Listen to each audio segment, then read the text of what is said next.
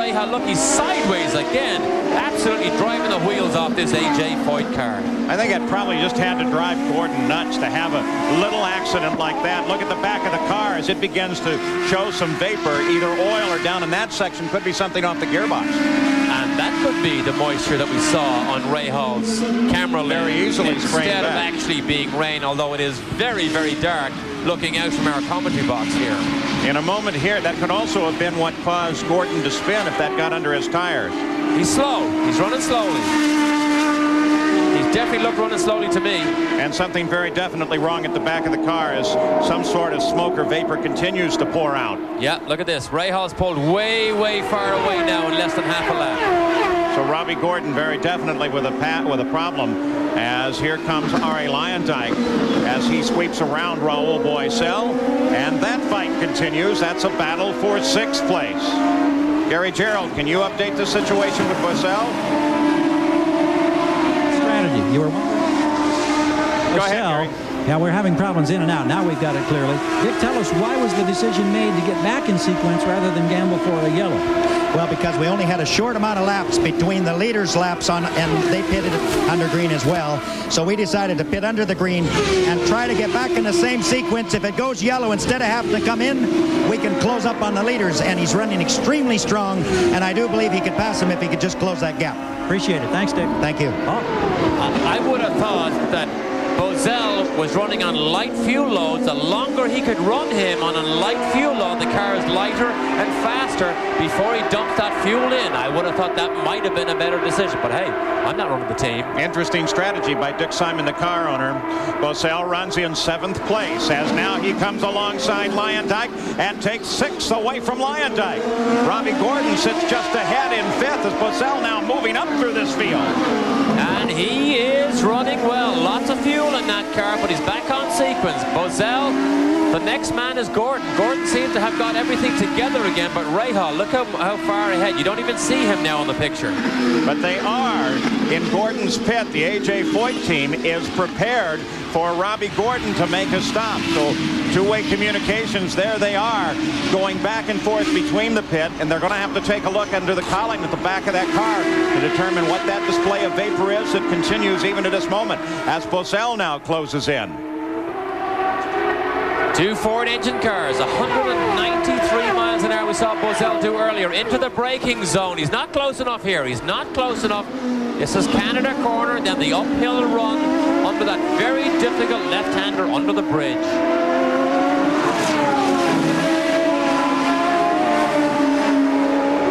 And final turn ahead. We'll see if Robbie Gordon, he comes offline. Now will he sweep across and head for the pits? No. Gordon wasn't quick through that corner. Did you see the line he took? He was wide going in. He stayed wide and he never got the power on and gave Boisel a great run. Now Boisel surely will come down the inside here. This is for position. Oh, he doesn't make it. He doesn't make it. Gordon brakes later and doesn't allow him to get through. Now a little bit of flame showing off of the left bank of that engine when he gets off of the throttle. Keep an eye on the back of Robbie Gordon's car. Lyondike closes now on Boisel. Here comes Fittipaldi after his stop and go. It's a long, long way to go to catch Nigel Mansell or even Paul Tracy, but Mansell's the one he needs to catch to get into the championship fight. Robbie Gordon continues to stay on the race course and stay in the fight with Paul Tracy, the leader, and 39 laps complete.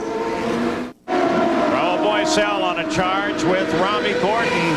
He's tried this a number of times in the past couple of laps. This time heading for the first turn. He moves to the inside. Gordon holds on, but Boisel has just enough room to get past. And Gordon picked up the position. Late there. Leader of the race, Paul Tracy. He comes up, threading his way through traffic, in this case here at Matsushita. Paul Tracy is 18 seconds ahead of Nigel Mansell. The top of the order has not changed during the run of this race, save for the moments in and out of the pits. Tracy, Mansell, Andretti, the top three. Then Bobby Rahal and Robbie Gordon. Raul Boisel in 6th, Lyondike 7th, 8th is Fittipaldi, 9th is Eddie Cheever. Scott Goodyear is 10th. In 11th is Scott Brayton, followed by Teo Fabi. 13th is Mike Braw. Then Willie T. Ribbs and Robbie Buell in 15th. 16th is Christian Danner. Olivier Griard is 17th. In 18th is Hiro Matsushita, followed by Buddy Lazier in 19th and Ross Bentley in 20th. Roberto Guerrero out of his car. Has he lost something? And a pedestrian heading back, trying to find his way back into the pit area. He had an engine problem, but this track is so big he may never find his way back to the pit. If only Paul Tracy had not made the mistake in Phoenix, he could have a full race wins, number of points now, and if he didn't have his incident in Milwaukee, he may be a very serious challenger to Nigel Mansell's championship right now. But at the moment, it's Emerson that needs more points if he's to have a chance. And he is caught up in the back of this battle for 6th place. 6th currently occupied by Robbie Gordon. Then Lyondike. And then, of course, Emerson Fittipaldi. Lap leaders of the day. Only Ari Lyondike replacing Tracy for a lap there while Tracy goes in, replenishes fuel and tires, and head out. Let's get an update on Robbie from Jan Beekes. Well, guys, it turns out that you hit it right on the nose when you saw that spray coming out of the car. As Robbie Gordon went by the start-finish line, or by his pits here, the telemetry is reading that it is the water temperature that's coming up. At first, they thought that they had a tire going down. They've laid out twice for pit stops. Now they're just waiting for Robbie to see if he has to come in, if the tire temperature, or I should say the water temperature, comes up too high. They're also right now having discussions with IndyCar because they've seen the spray. They want him to come in and get that checked. All reports of rain have gone away from the race course for the moment, so any moisture it's going to come is going to come from the back of the 14 car. Ari Lyondike set up looking for an opportunity. Of course, if there's no water at all in that engine, Ari Lyondike could get a face full of engine all of a sudden as well. 42 laps complete. 50 laps of scheduled distance. Tracy still in front. Mario Andretti has been in third right from the green flag. He is 8 seconds behind Nigel Mansell, but he is certainly capable of closing that distance. And remember, this race does tend to run very tight right at the finish. Paul Tracy leads it, followed by Nigel Mansell. In that battle involving Robbie Gordon and Ari Lyondike, well, Lyondike was staying at the back of Gordon's car and was in fact able to get fast. 7 laps to go. Lots of 7 very long laps, 28 miles. 28 miles. This team, Newman Haas, did some good testing in Mid-Ohio and Nazareth. Mario came here feeling very good about this car, and in fact said it's got good grip all weekend. He's had very little to complain about. Robbie Gordon finally makes it into the pits, Jan. Robbie Gordon is getting out of the car very quickly, Paul. Probably that means that he has a bit of that moisture that comes into the car. In other words, when they have an engine problem, especially a water-related problem, that hot water comes right into the car. You would almost swear this car is on fire. He just flew out of that car. What happens, Paul? It runs right down underneath the seat. Motor finally let go for Gordon. Not a happy guy, Robbie Gordon, who may have gotten a hot seat. This was Ari Lyondike as he came past him, the ailing car at that time of Robbie Gordon. Robbie all the way off the race course, somewhat forced off. Fittipaldi comes for round 2, continues his pursuit of Lyondike. And now he's sitting right at the rear wing of Lyondike. And this battle continues for 6th. Robbie Gordon was absolutely furious there with somebody or something. He took his gloves off, threw it at the scoring stand. He's absolutely furious. He fought so hard to get back to that 4th place. Now Lyondike has it, and Emerson wants it. Well, he was very definitely in the middle of the fight throughout the day. Spectacular run for Robbie. Too bad it has ended prematurely. Now Fittipaldi and Lyondike battle. This is the only fight on the circuit.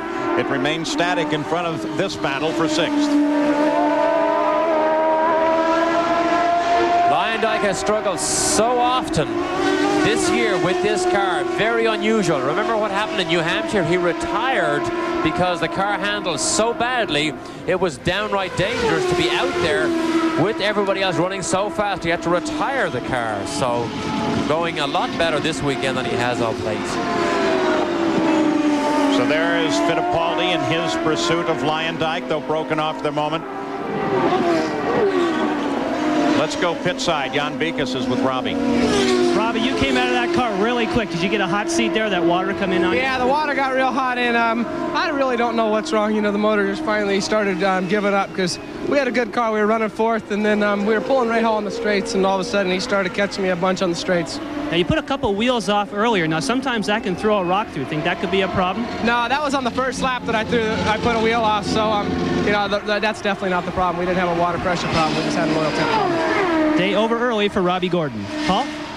Back looking at third place now, Mario Andretti just coming around. Hiro Matsushita running alone on the course. 7 seconds, though, behind Mansell. So he is closing in on Mansell.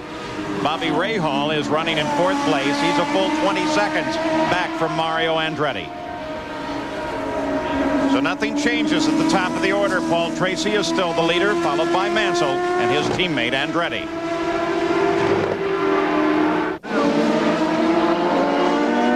Back at Road America, Eddie Cheever, the 90 car, being chased by Scott Goodyear. A battle for 8th place. This battle just developing, and the only battle on the circuit. Similar cars, Lola's with Ford engines. Cheever, of course, has so little, in fact, virtually no experience in this type of car. This was the car that was run by Lynn St. James earlier. Mike Groff off the track. He was having such a good run. Well, he was having a good run. The only way to gauge it is you look at the speed of him versus Rahal, his team leader. And Groff had done a lap of 129.5, and Rahal only 129.9. Oh, look at Mario. Mario slows on the main stretch, seems to come back to speed, but no, that engine is done for the day. Does this predict something for Mansell?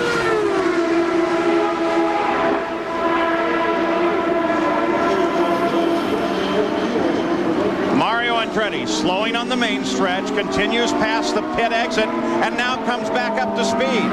What's that all about? No, he's not up to speed. Oh, Buddy Lazier is off. He's on the dirt. Better bring half of it back onto the racetrack again. That's all. That's the last corner.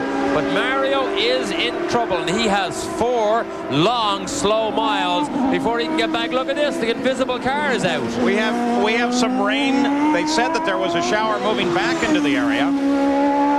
So moisture coming back in, rain coming back in, and maybe it's just suddenly getting a little slick on all of them.